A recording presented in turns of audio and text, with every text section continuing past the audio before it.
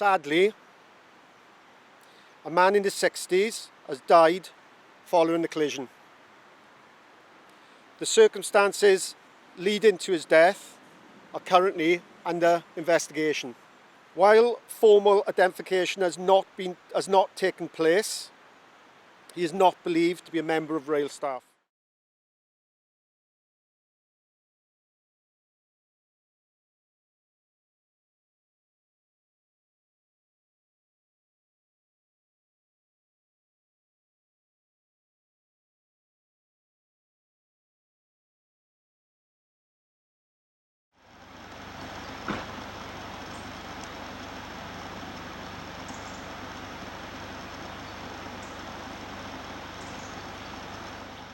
The word that keeps coming to my head is just brutal, really. It's just going from, I don't know how fast we were going, maybe 40, 50, 60 miles an hour to nothing in the blink of an eye.